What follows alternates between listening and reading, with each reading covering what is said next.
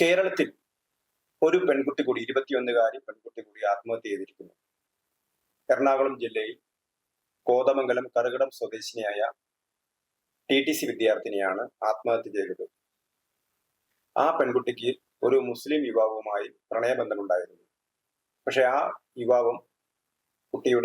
യുവാവിന്റെ കുടുംബവും ഇവർ ക്രിസ്തു മതം വിട്ട് ഇസ്ലാം മതം സ്വീകരിക്കണമെന്ന് നിർബന്ധിച്ചു എന്നുള്ളതാണ് ആരോപണം.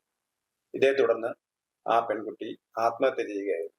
കേരളത്തിന്റെ മനസാക്ഷിയെ ഞെട്ടിപ്പിച്ച ഒരു സംഭവമാണിത്. കാരണം 21-കാരി പെൺകുട്ടി, അവൾ പ്രായപൂർത്തിയായ കുട്ടിയാണ്. സ്വന്തം വീട്ടിൽ നിന്ന് സുഹൃത്തിന്റെ വീട്ടിൽ പോവുകയാണ് എന്ന് പറഞ്ഞുകൊണ്ടാണ് അവൾ ആ ചെറുപ്പക്കാരന്റെ കൂടെ വിവാഹം കഴിക്കാൻ പോയത്. രജിസ്റ്റർ ചെയ്യാം വിവാഹം എന്നാണ് പറഞ്ഞിരുന്നത്.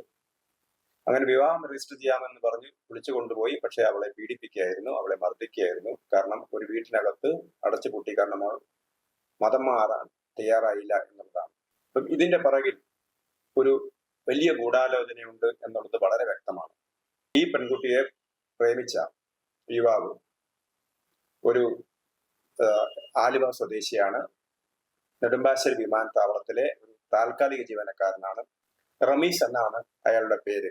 ഈ റമീസ് കേരള സ്റ്റോറി എന്ന സിനിമയിലെ വില്ലൻ കഥാപാത്രവും റമീസ് തന്നെയാണ്.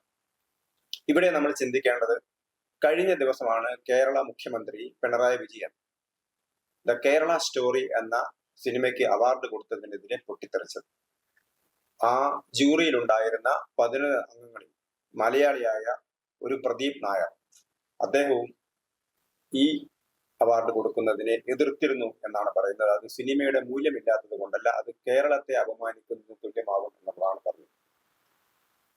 കേരള സ്റ്റോറി എന്ന് പറയുന്ന സിനിമ ലവ് ജിഹാദിനെ കുറിച്ചുള്ളതാണ്. ഈ ലവ് ജിഹാദിനെ കുറിച്ച് കേരള സ്റ്റോറിയുടെ സംവിധായകനായ സുദീപ് തോസൻ മാത്രമല്ല, നിരവധി പേർ ലവ് ജിഹാദിനെ കുറിച്ച് പരാതിപ്പെട്ടിരുന്നതാണ്.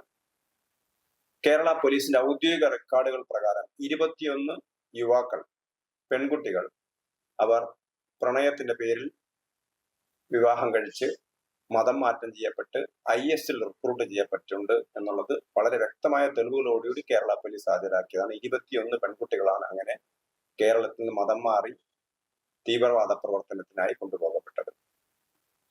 അതിൽ പകുതിയും ക്രിസ്ത്യൻ പെൺകുട്ടികളാണ്. കേരളത്തിലെ പല ക്രിസ്ത്യൻ സഭകളും പരസ്യമായി ലവ് ജിഹാദിനെതിരെ രംഗത്ത് വന്നിരുന്നു.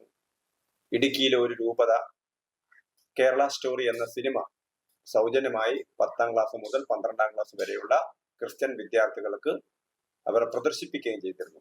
കേരളത്തിലെ പല സഭകളും ലവ് ജിഹാദിനെതിരെ പരസ്യമായി രംഗത്ത് വന്നതാണ്. ആ സമയത്തൊക്കെ ലവ് ജിഹാദ് എന്ന് പറയുന്നത് കേരളത്തിൽ ഇല്ല എന്ന് സ്ഥാപിക്കലായിരുന്നു കേരളത്തിലെ ഇരു മുന്നണികളുടെയും ആവശ്യം. കോൺഗ്രസ് നേതാവ് VD സതീശനൊക്കെ കേരള സ്റ്റോറി എന്ന സിനിമയ്ക്കെതിരെ പരസ്യമായിട്ട് രംഗത്ത് വരികയാണ് ചെയ്തത്. കാരണം കേരളം ഇസ്ലാമിക ഭീകരവാദികളുടെ താവളമാണ് എല്ലാവർക്കും അറിയാവുന്ന കാര്യമാണ്. അന്താരാഷ്ട്ര തലത്തിൽ അത് ISIS-ലേക്കാണെങ്കിലും മറ്റ് തീവ്രവാദി സംഘടനകളിലേക്കാണെങ്കിലും കാശ്മീരിലേക്കാണെങ്കിലും തീവ്രവാദികളുടെ റിക്രൂട്ടിംഗ് ഏജൻസിന്റെ ഹബ്ബായിട്ട് കേരളം മാറിക്കൊണ്ടിരിക്കുകയാണെന്ന യാഥാർത്ഥ്യമാണ് കേരള സ്റ്റോറി പോലുള്ള സിനിമകൾ പുറത്തു പറഞ്ഞത്. അപ്പൊ കേരളത്തിൽ എന്ത് നടന്നാലും അത് പുറത്താരും അറിയരുത് എന്നുള്ളത് കൊണ്ടാണ് കേരള സ്റ്റോറി എന്ന സിനിമയ്ക്ക് അവാർഡ് കൊടുക്കുന്നതിനെതിരെ മലയാളിയായ ഒരു ജൂറി അംഗം വരെ എതിർത്തത് എന്നുള്ളതാണ്. കാരണം അല്ലാതെ ആ സിനിമയ്ക്ക് കലാമൂല്യമില്ല എന്നുള്ളത് കൊണ്ടല്ല, അത് കേരളത്തിന് അപമാനകരമാകും എന്നുള്ളതാണ്. യഥാർത്ഥത്തിൽ കേരളത്തിൽ അപമാനകരമാവുന്നത് കേരളത്തിലെ യുവാക്കൾ പ്രണയത്തിന്റെ പേരിലുള്ള ജിഹാദിൽ അകപ്പെട്ടു പോകുന്നത് കൊണ്ടാണ്. ആ ജിഹാദ് പ്രണയത്തിന്റെ പേരിൽ മാത്രമല്ല, പല രീതിയിലുള്ള ജിഹാദുകൾ നടക്കുന്നുണ്ട്, ലോകത്തെല്ലായിടത്തും നടക്കുന്നുണ്ട്. അതിന് കേരളത്തിലെ കുട്ടികളെയും കരുവാക്കുകയാണ് ചെയ്യുന്നത്. ഭീകര പ്രവർത്തനം എന്ന് പറയുന്നത് കേരളത്തിൽ ഒതുങ്ങി നിൽക്കുന്നതല്ല, അത് അന്താരാഷ്ട്ര തലത്തിൽ നടക്കുന്നതാണ്. IS-ന്റെ പ്രവർത്തനം ഇപ്പോൾ കൂടുതലും ദക്ഷിണാഫ്രിക്കയിലാണ് കൂടുതലായും IS-ന്റെ പ്രവർത്തനം. ആഫ്രിക്കൻ രാജ്യങ്ങളിലാണ് IS-ന്റെ പ്രവർത്തനം ഇപ്പോൾ കാര്യമായി നടക്കുന്നത് എന്നാണ് അറിയുന്നത്.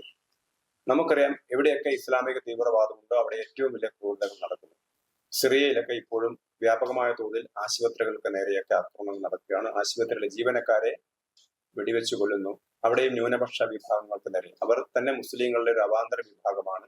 അവർ ജൂതന്മാരാണോ മുസ്ലിങ്ങളാണോ എന്ന് പോലും പറയാൻ പറ്റാത്ത രീതിയിലുള്ള പരമ്പരാഗതമായ ഗോത്രവർഗ സമൂഹത്തെ മുഴുവൻ ഇല്ലായ്മ ചെയ്യാനാണ് മുസ്ലിം ഭീകരവാദികൾ ശ്രമിക്കുന്നത്.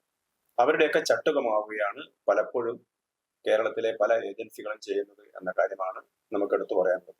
അതോടൊപ്പം തന്നെ ഏറ്റവും ചിന്തിപ്പിക്കേണ്ട ഒരു കാര്യം, മധ്യപ്രദേശിൽ ഛത്തീസ്ഗഡിൽ ഒരു കന്യാസ്ത്രീയെ മനുഷ്യക്കടത്തിന്റെയും നിർബന്ധ മതപരിവർത്തനത്തിന്റെയും പേരിൽ പോലീസ് അറസ്റ്റ് ചെയ്ത സമയത്ത് വലിയ കോലാഹലമുണ്ടാക്കിയ മതമേധാവികൾ, ഒരു 21കാരിയായ പെൺകുട്ടി, അയാളുടെ അച്ഛൻ ഈയിടെ മരിച്ചു പോയതാണ്. അങ്ങനെ ഒരു പാവപ്പെട്ട പെൺകുട്ടി, ഒരു ക്രിസ്ത്യൻ പെൺകുട്ടി, അവൾ താൻ ഇഷ്ടപ്പെട്ട ആളെ വിവാഹം കഴിക്കാൻ താല്പര്യപ്പെട്ടു. പക്ഷെ അയാൾ വിവാഹം കഴിക്കണമെങ്കിൽ മതം മാറ്റണമെന്ന് പറയുകയാണ്.